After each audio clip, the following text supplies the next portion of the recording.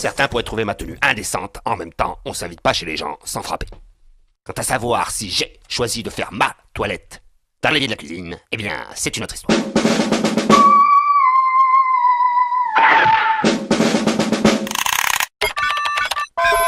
Bien. À la question « Qu'est-ce qu'un logement indécent ?» je répondrai par une autre question. En tant que simple mortel, ai-je la capacité, l'aptitude, l'habileté, la faculté, ou bien le don, pour évaluer la conformité d'un logement aux caractéristiques de décence? En d'autres termes, suis-je compétent pour dire que tel logement est dangereux pour la santé? Est-il suffisamment sûr pour ne pas risquer la blessure et ainsi perdre une santé ô combien fragile en ces temps difficiles? Nous allons donc explorer la question pour tenter d'y répondre.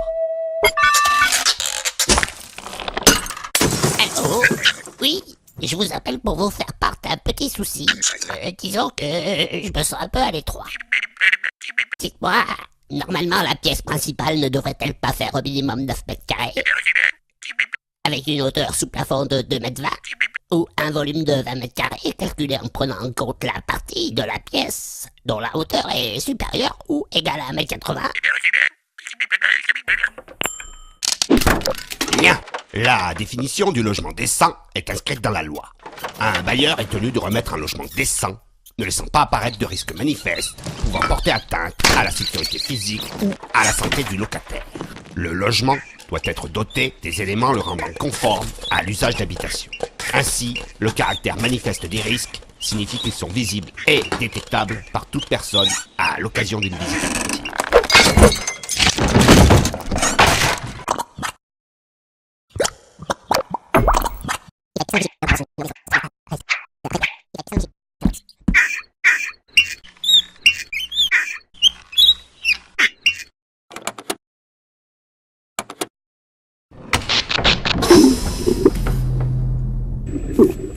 L'installation électrique et les modes de chauffage ne doivent présenter aucun danger pour les occupants.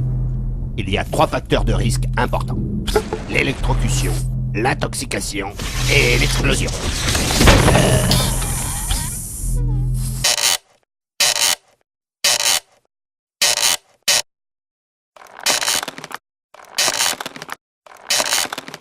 Bien. Les pièces principales doivent bénéficier d'un éclairage naturel suffisant et d'un ouvrant donnant à l'air libre. Enfin, une fenêtre avec le jour qui passe à travers et qu'on puisse ouvrir pour voir ce qui se passe dehors.